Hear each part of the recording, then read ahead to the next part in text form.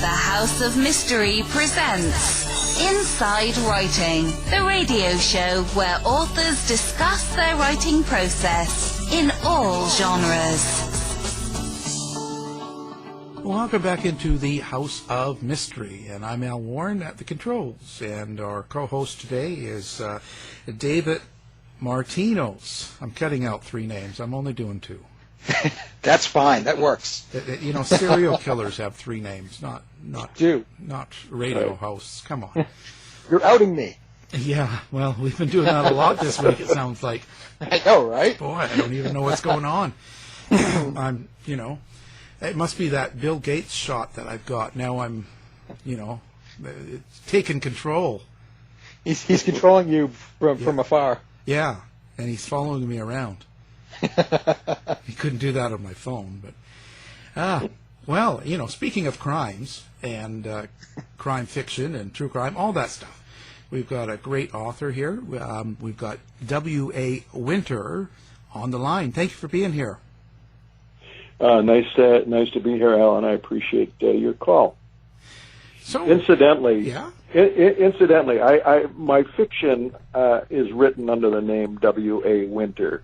My real name is William Swanson, and those of you who are interested in true crime will find my books under William Swanson. I just wanted to differentiate between the fiction and nonfiction. Plus, I kind of get a kick out of having a pen name, so truth be told. I was going to say, but why do you do that then? Why did you separate it not only with the types of books, but use a pen name for fiction? Well, because I've been a journalist for more than 50 years, and I've always been, and I write a lot of feature stuff, long form feature stuff, and I've always been sensitive to people thinking that I'm making things up, that I'm fictionalizing the facts. And so, just to further separate in people's minds, to the extent they're thinking about it, between my fiction and nonfiction, it seemed appropriate to go with a pen name for the fiction. Yeah, I thought about that myself, because I've done all true crime, and I've never done a fiction. But I'm also scared to write fiction, so I haven't gone that way. But I always thought that I'd use a different name. Yeah. It's kind of one of those things. Well, I'm not the only one. I'm not the only one who does that. I mean, other people do that, and I think there is a good reason to do that. Yes. There's nothing worse for a journalist than to have someone suggest that he's making things up, or that he's coloring things for the sake of a good story. But that's something you're going to always fight, don't you think? It's something I'm always seeing. Is someone that doesn't like what you write. That seems to be the trend, especially these last 10 years, is to attack the person that's writing, the journalist, and saying, well, obviously that's bought and paid for, or what he thinks. Yeah. It's better to put you down than to actually talk about the facts. I think that happens a lot. Well, what made you go from true crime and being a journalist and doing kind of a fact-based law enforcement and that sort of writing, and then go into doing fiction? Well, I've always been a reader.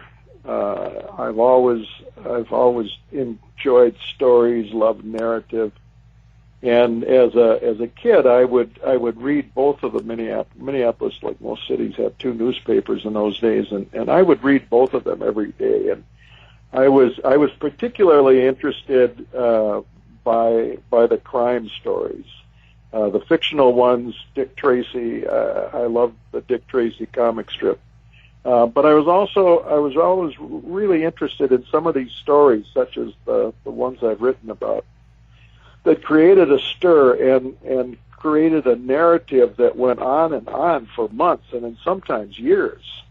To me, that was almost like reading a good novel. I mean, it was almost Dickensian, some of these stories that I was reading serialized in the paper.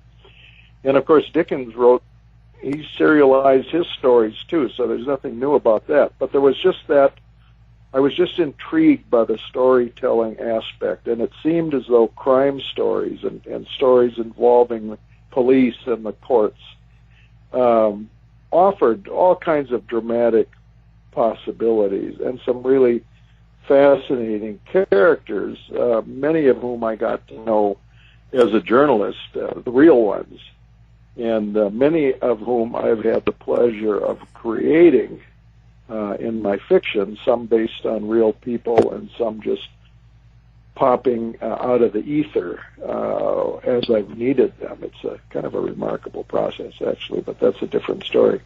Well, that is interesting, but I guess with fiction, too, you can always decide how it's going to end. You can make things happen, and you can give answers. I know in my last true crime book, one of the reviewers just from a paper just sent me some questions, and I almost thought, well, these are silly questions, actually, because it was like, well, why did this person do that? And why did this, and a lot of those things. And it's like, well, I'm not writing fiction.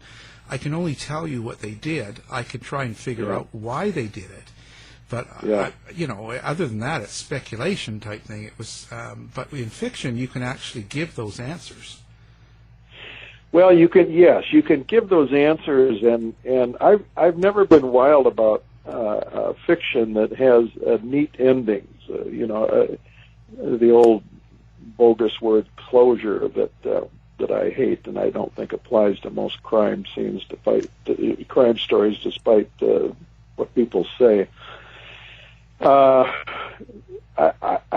think with my latest book, for instance, or this particular novel, The Secret Lives of Dentists, there's a lot of uncertainty at the end regarding the guilt or innocence of this Dr. Rose, this dentist that I feature in here. There are plenty of other persons of interest in this book, and it's fun to hear people who have read this kind of speculate in front of me. Well, I think it was the driver, or I think it was the reporter. I'm saying, no, it's not the reporter. But it's you don't really know. You don't really know, and I like that in books. I like having it open-ended on the end. I mean, I think there's certainly enough information to draw conclusions, and I think readers will do that and do that. But even I was just talking about a nonfiction book I published about 8, 9 years ago called "Stolen from the Garden," which is about what at the time was the largest kidnapping for ransom in FBI history. It was $1 million ransom that was coerced out of a wealthy couple here in the Twin Cities back in 1972. And 2 men were eventually, after a long manhunt and investigation, were eventually tried, but they were ultimately acquitted, and only a couple of $1,000 of the $1 million ransom was ever recovered. So it's also been called the most successful kidnapping in American history, and it just might be that. And I speculate at the end as to who it might be. I don't believe it was the 2 guys who were acquitted. That just doesn't make sense to me for a lot of reasons. But those books are, to me, are fascinating because they keep the reader wondering, and if it's powerful enough, maybe keep that reader awake at night. Now, coming from a nonfiction and journalistic background, did you find it natural to write fiction, or did you find it a difficult transition? No, I didn't find it difficult at all. That's a good question, but I've not only been reading all my life, I've been making up stories all my life. It's just that I put most of my emphasis on journalism until a couple of years ago.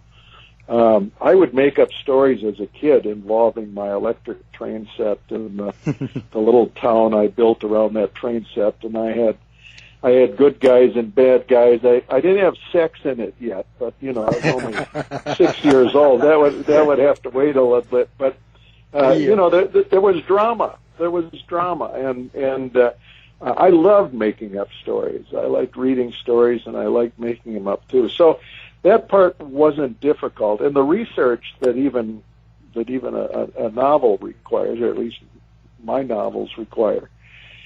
I'm a skillful researcher. I've been doing it for a long time as a journalist, and so the information, the data you need, not to provide documentary proof of something you're writing about, but to provide some verisimilitude, so the reader will at least feel, oh yeah, I can see that happening, and to make the connections. I'm very interested in bringing Minneapolis from the time I grew up in it to life. Sometimes with references to real places, but at least to suggest a spirit and a language and the tensions derived from or evolving from cultural and ethnic differences, religious differences, and all of that. That interests me a lot, and so I do that kind of research. I do that kind of thought. But no, I've had no difficulty moving between them. Maybe that's another good reason to have a pen name, so I don't get too confused. And I think it's important because I find journalists or people that were actually in the field writing news stories know what it takes to actually go out and find what they need, like to do the research. A lot of people that don't have that experience tend to do everything. There's no primary source in their work. It's all secondary through the internet, which is fine for just talking, but not actually reporting. And I see that as a big problem nowadays. People tend to shy away from any sort of real established media, thinking that it's all whatever conspiracy or fake news or whatever. But there's nothing like being a journalist living in a city and an event happens and you go out and you talk to the people, you see them, you see the place, you know the events, and you can write about it like nobody else can, just over the internet. So I think that's important. I think so too. And I've written a lot. I've written a lot of magazine stories. As I say, I was a long form journalist for many years, and so I really got to know a lot of cops and a lot of prosecutors and a lot of defense attorneys, and you kind of learn how they talk and how they think, and all of that I think just makes a much richer. Can you hear my dog? A much richer and a much richer personality in your fiction. There's just enough of the real thing, as you say, to so the reader can make that connection between the fictional character and maybe a cop that he's known. The defense attorney that he's dealt with over the years. So. Yeah, I think it's all connected. And when I was a journalist, when I was writing magazine stories, somebody, more than one person said, "Well, Bill's a novelist pretending to be a journalist," or maybe he's a journalist pretending to be a novelist. It was one of the two, because my long form stories I tried to always make very novelistic or cinematic, if we want to jump genres here, something that you could see and hear and try to feel. I didn't always succeed, but I sure tried at it. Yeah. It's interesting. So when you talk about the setting, the scene, the place where it's written, are you writing the location as a character as well? I don't follow you there, Alan. Well, because when you talk about a location, like you go to sites in Minneapolis and stuff, and that, do you include that in your fiction? Do you make kind of the location very important, like a character? Well, I think it's important. It's important for me to place myself in those settings. I have a big, 4 by 6 foot. It's not that big, but it's big. Street map of Minneapolis, circa 1950, and it's on the wall behind me here. And I'm always referring to it. Now is Lindale east or west of Nicollet? Just things like that would be embarrassing, among other things, if I got it wrong. But also just to kind of juice me up and think, yeah, I can see that. I've lived here. I know that place. I know exactly where it is. Where the body is found in this poor young woman's body in The Secret Lives of Dennis is on a former trolley track right-of-way that's just a couple blocks from where I've been living now for the past 45 years with my family. And I walk the aforementioned dog along that former trolley track all the time. And I can't help but walk down that stretch without thinking, well, this is where Teresa's body was found. I can see I almost have to lift my feet so I don't trip over it. I mean, it becomes so vivid and so real, in part because I know the location. I know the shadows, and I know the lights from the few street lamps that are in the area. I know all that, and it just kind of becomes embedded in me. And then as I write, I hope it's vivid on the page as well. Well, so who is Teresa for you? Who is that character? Where does she come from?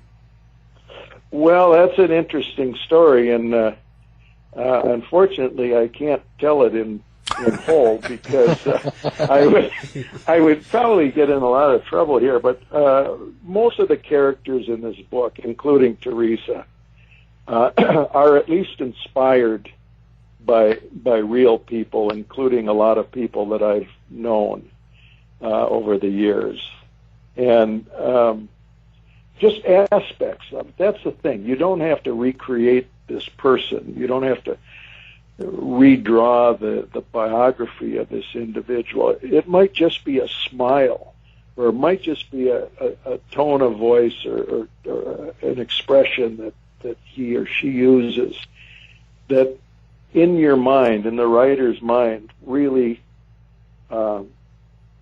creates the character. And names are extremely important to me. And the funny thing about that is I never puzzle over a name. It's one of the magics of writing fiction. The name comes to me, and I don't know where the hell it comes from. Most of the time, the names just pop out as I'm writing. And again, I don't know how it happens, and I don't want to overthink it. But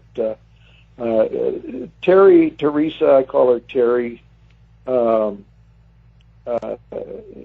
She's not a real person, but she is inspired. She's inspired by a historical person who was, in fact, a young woman murdered by her dentist. In real life, it's a much more cut and dried case than it is in my fiction. But she's not the she's the character only in form only. My Teresa is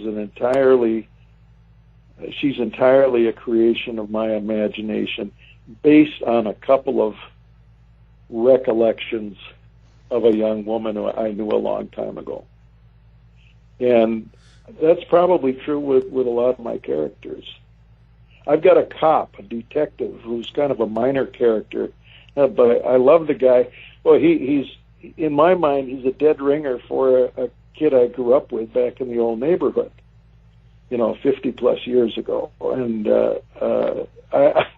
I give him the same last name that he had then, and the same glossy pompadour that he wore in the 50s. But he is my guy. The real guy was not a cop, and this guy is, and that's the only connection is the last name and this mental recollection I have of him. I haven't seen this guy for a long time, and I hope he reads the book and recognizes himself. That would be fun. I think. Yeah, you think, well, you never know, right? I hope, yeah. Whenever you have a bad character, a character that's a killer, or a character that's kind of evil, how do you come up with that character? Is that from someone you've seen or someone you've met, or sure. Just is that inspired as well? Well, it's most of those are inspired by. I mean, to find bad people is not very difficult. Just read the paper this morning. And there's plenty of archetypes. And no, I don't. That's not an issue. And I was brought up in kind of a conservative Lutheran home, so I have no trouble with the concept of sin and evil, even though I don't believe in any of that now. But the idea of having bad people out there, people whose acts may be inexplicable, but the result, the outcome is horrible for somebody else. I mean, we've got plenty of people like that, and the bad people in my fiction. I've written about real murders too in my nonfiction, but the bad people in my fiction tend to be people who they're bad because they're liars, among other things. They're liars and they're cheaters, and then I have a couple of legitimate creeps who are, who are sexual predators, and are just the kind of people you don't want your daughter to ever encounter, that sort of thing. They just appear. I never search for anybody. The research I do tends to be physical research. What was on the corner back in 1955 there, or where was the airport then, and that sort of thing. It's never about the people. The people are the good people and the bad people and the people in between, which is most of us. We're pretty much the same. And if this book had been set in 1855 instead of 1955, I would probably tell you the same thing. It's the setting that changes, not the people, not the character. 1955. Like what was it you wanted to get or present in a story that included it to be in 1955? Well, I wanted my childhood. I wanted many. I was 10 years old in 1955. Yeah, do the math. You've got the numbers here. So 45. Yeah, that's it. Thank you. I was intrigued by what I was reading in the paper then, and I was intrigued by cars, for instance. I was never a real gearhead, but I sure was fascinated by cars, and they were most of my contemporaries back in those days, because every year there would be a new model, and it was just a tremendous excitement when the new model Chevrolet would hit the streets. And so I find that period very interesting. On the one hand, it seems certainly in retrospect to be a time of kind of innocence. Now that's too, because there was nothing innocent about it, as we all know. But we kind of tell ourselves that, and yet somewhere in my bones, even as a kid, I was aware of something frightening and something really distressing beneath all the pleasantness. And Minneapolis is a very pleasant place. At least it has been until recently. It's very pretty, and the long winters notwithstanding, it's just been a great place to live and grow up and raise kids and so forth. But there's always been this sense of again, I don't use the word evil, but this sense of darkness, of threat, that I was aware of even as a little kid, going downtown with my big brother to watch a basketball game, and at night, and then coming out of the arena and seeing all the neon and all the bright lights and all the people on the streets who, were kind of reflecting all kinds of different things going on. There was some threatening looking people, and to me that era of the 50s just offers, still does, tremendous dramatic possibilities. My imagination is it's just like getting a shot, it just pumps me up when I think about that period. And the late 40s too, any time between, say, the end of World War II and in the early 60s, when I was kind of wising up a little bit, because I was innocent then and yet had this creeping sense of darkness and evil and just kind of strangeness that still intrigues me. Well, I was wondering in the beginning of the book, some of the language is maybe a little bit non-PC, which totally works in context to the time, and it's excellent. And I was just wondering, publishers seem a little bit skittish today? Did you have trouble with publishers wanting to take on the book because of that, or? Well, not that. Okay. Yeah, sorry. No, it's okay. Not that I know of. I mean, you don't. If somebody turns you down, you don't always get an explanation for why it was turned down. I sent out some queries about this book to various publishers, but then I sent the completed manuscript to 7th Street Books in New York, which specializes in crime fiction, and they just bought it without question. They have since bought my second one, a second one that will come out next year, I believe. That's great. And no, there isn't that. I don't. I mean, this book is full of. Somebody asked me what my family thinks of my fiction, and I've got my wife and kids. They love it. But of course, they have to say that, right?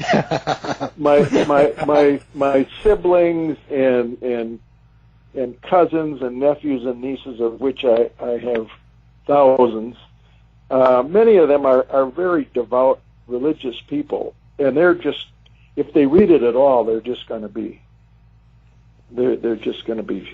outraged. And but that's the way it is. I write books. I write the kind of books I like to read, and two of my more than that, my writing heroes include Elmore Leonard and George V. Higgins, who in my mind have written the greatest crime fiction ever. And their language is pretty rough too, and I don't know if they're as sexual as I am, as graphic, but I find sex just extremely interesting, and again, maybe that has something to do with my conservative background. But I like to read about sex, and I like to write about sex, and I think it is underwritten about, or it's not written about very well. There's some great prose describing, in the most graphic terms, violence of all sorts, combat stories and homicide stories and so forth. But people have trouble writing about sex, and it is difficult to write about. But I think it's, why would you ignore that? Why would you think that that's any less important for most of us than violence? Most of us deal with sex far more often than we deal with any violence. Thank God. True. Well, I think there's a lot of people that are scared of it. A lot of people think of it as something bad. Sex, like any other human endeavor, is used for good or ill, but certainly in my books, sex is not always, the man and the wife here, and under the laws of God, these are adulterers, and these are creepy people who, in whose hands sex is either a shameful thing or downright criminal. Well, it's interesting. Do you find that you've written true crime and so nonfiction, and now you're writing crime fiction? Do you have a particular thing you want people to get out of your book when they read it, and is it different than your true crime? That's another good question, and it's a good question because it's almost impossible to answer. I want people to enjoy my books, and enjoy is a funny word when you're writing about the subjects that I'm, but I want them to sit down with a book and say, "Wow, this is a hell of a story. This guy can tell an interesting story." That's what I want out of them. I want them to say, "Boy, that's worth the $19 I'm paying for this," or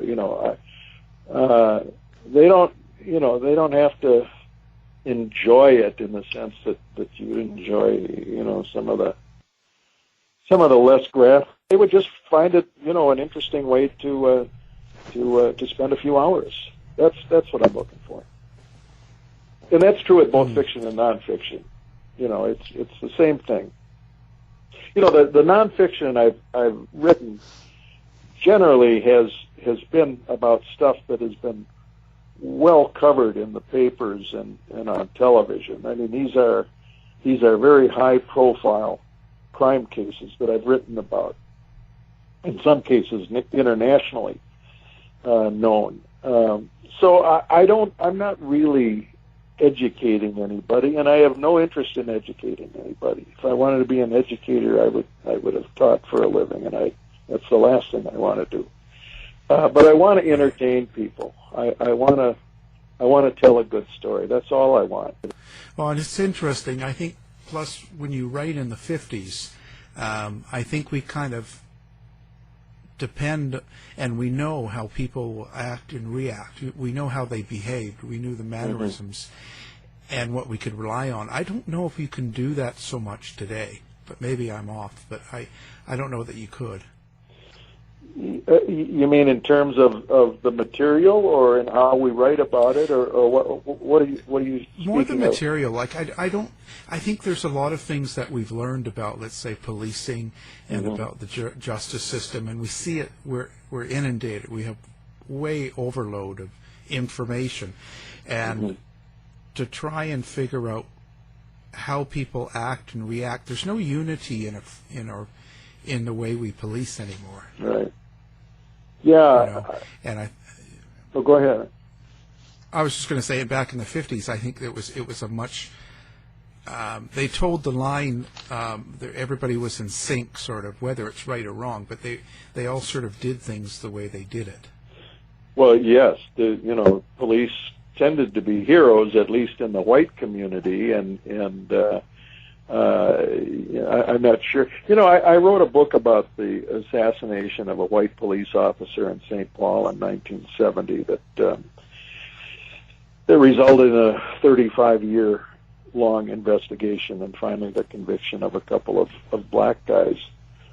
And it was a very disturbing story to research, because I was learning things about the way the black community here in the Twin Cities, which has always been relatively small, what was perceived and was treated by the mainly white police. And it was just, it was really disheartening. And because you want to think better of your city, you want to think better of the authorities. I mean, I grew up thinking that you respect the law and that you respect police officers and firefighters and those people who are operating for our welfare. And then, you know, one of the hard things about growing up is learning that it's not always as clear cut as you think it is. And so my fictional cops are also influenced by World War II. A lot of them had served in the war, in combat.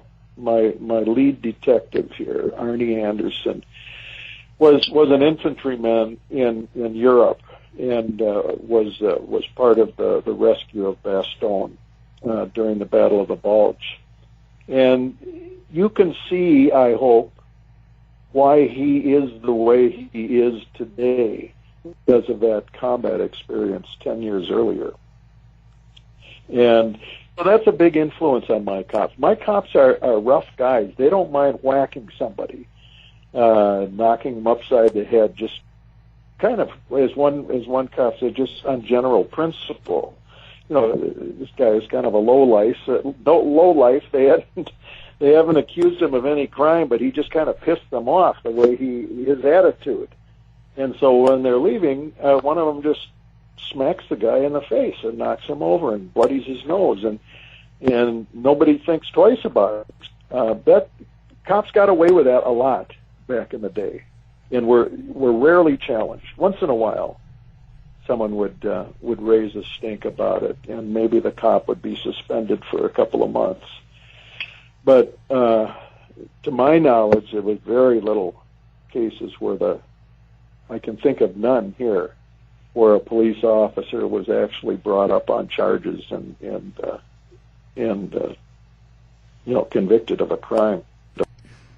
Did you find it difficult writing about a lot of these crimes and the way police deal with crimes nowadays, or following it now? Because you've seen so many changes over the years, right? You've seen it go from back then till now. Yeah. And is it harder for you to write something nowadays than it was?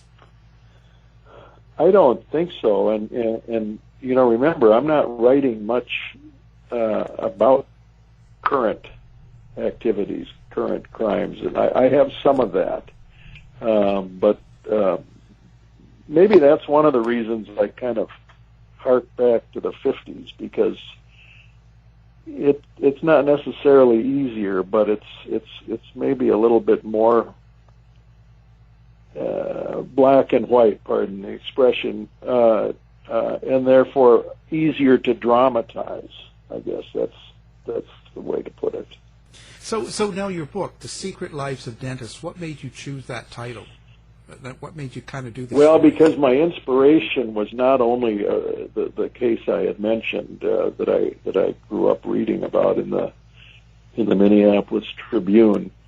There was also a very interesting long form magazine article in Harper's Magazine in 1982 by a fine writer named David Owen, and it was called The Secret Lives of Dentists, and it was one of the most interesting magazine stories I had ever read up to that point, and I cut it out and I saved it, and it told about these, you know, the private lives of dentists and how you live with the fact that everybody in the world hates you. You know, nobody likes a dentist. At least they didn't back in those days. Now they've got all these techniques now where you go to the dentist and it's probably a woman, and you know you've got music and you've got, you know, it's not scary anymore. Well, when I was a kid in the 50s, it was scary as hell, and kids would go to great lengths to avoid dentists. And this story by David Owen. The suggestion was, well, yeah, how would you feel about life if you realized that everybody hated you? You know, you spend your life with your fingers in somebody else's mouth, and nobody wants to go see you. So that stuck with me, and I thought, you know, I haven't read any fiction about, you know, where a dentist has been the protagonist, or at least one of the main characters. I know there was a movie out about 20 years ago called The Secret Lives of Dentists, and I'm sure it was awful, just having seen the trailer, but I never saw the whole thing. You know, it's one of those dumbass rom-com or whatever, you know. Yeah.